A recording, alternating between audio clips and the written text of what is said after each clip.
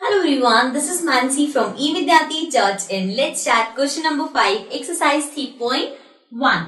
So, the following table shows the points of each player scored in 4 games. Now, यहाँ पे हमें 3 players दे रखे हैं जिन्होंने 4 अलग अलग गेम्स प्ले करी हैं, उसके यहाँ पे स्कोर्स दे रखे हैं. लाइक प्लेयर ए ने गेम 1 में 14 स्कोर किया, गेम 2 में 16 स्कोर किया, गेम 3 में 10, गेम 4 में 10 एंड सो ऑन. सो ये ए का हो गया, बी का, सी का. ठीक है. सो सबसे पहले हमें फाइंड करना है, find the mean to determine as average. A की एवरेज निकालनी है. So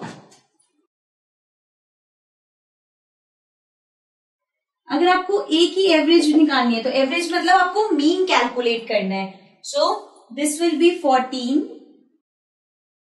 plus 16 plus 10 plus 10. ठीक है. तो इसने जितने भी स्कोर करे हैं चारों गेम्स में वो ऐड कर दिया अपॉन 4, क्योंकि टोटल गेम जो इसने प्ले करी है वो है 4. Fine. So let's calculate this.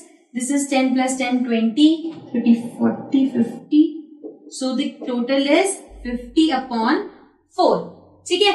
अब अगर आपको इसे कट करना है, so you can, ये हो जाएगा 2, 2 to the 4, this will be 25.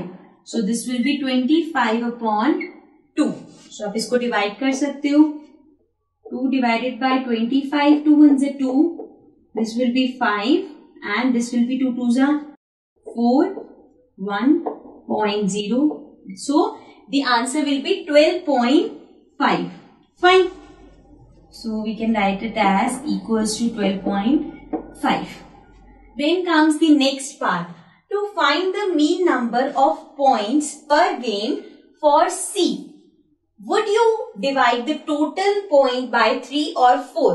अब उसने प्लेयर नंबर C के लिए हमसे पूछा है कि अगर आप इसका मीन निकाल रहे हो तो आप जो डिवाइड करोगे टोटल को वो 3 से करोगे या 4 से करोगे. सो सी 1 2 3 4 मैचेस हैं, लेकिन इसमें से एक है डिड नॉट प्ले, मतलब इनमें से एक मैच उसने खेला ही नहीं. सो टोटल मैच खेले कितने हैं? 1 2 4.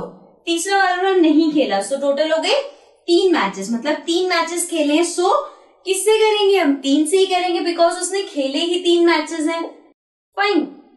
सो the answer will be 3 and the reason can be, reason क्या देंगे हम? Because player C only played 3 matches. Fine. Then comes the third part. B played in all the 4 games. How would you find the mean? अब जैसे हमने A का निकाला है वैसे ही हमें B का भी निकालना है. So B का निकालेंगे. This is 0 plus 8 plus 6 plus 4 upon 4. So ये हो जाएगा, this is 8 plus 6 plus 4, this is 18 upon 4. ठीक है. अब इसको डिवाइड करेंगे 2 से, हो सकता है ये हो जाएगा 2, ये हो गया 9. So now 2 divided by 9. 2 4 8, 1.0. So this will be 5 and we will get 4.5. मतलब B का एवरेज क्या है? 4.5. अब आ जाते हैं लास्ट पार्ट पे.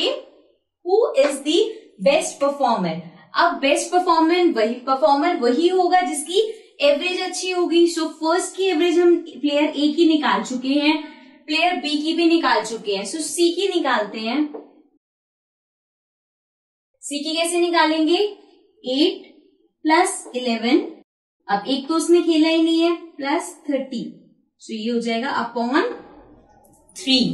So this is 8, 9, 10, 11, 12, 2, 1. This will be 1, 2, 3, 32 upon 3. तो 32 upon 3 को डायरेक्ट डिवाइड करके देख लेते हैं. This will be 3 ones are 3. This is 2. So 3 के लेवल में 2 तो आता नहीं. This will be 0. So 3 zeros are 0, 2 point लगा देंगे. This will become 20, 6, 18. So this will go on and on. मतलब कि उसकी जो एवरेज आएगी that is 10.66 और so on. So अब आप देखोगे A की है 12.5 एवरेज, B की है 4.5 और C की है 10.66. So इससे हमें पता चल जाएगा किसकी है सबसे ज्यादा एवरेज? Player A. ठीक है, सो A is the best performer because उसकी एवरेज सबसे अच्छी है. Fine. I hope this question is clear. Let's come to the next question.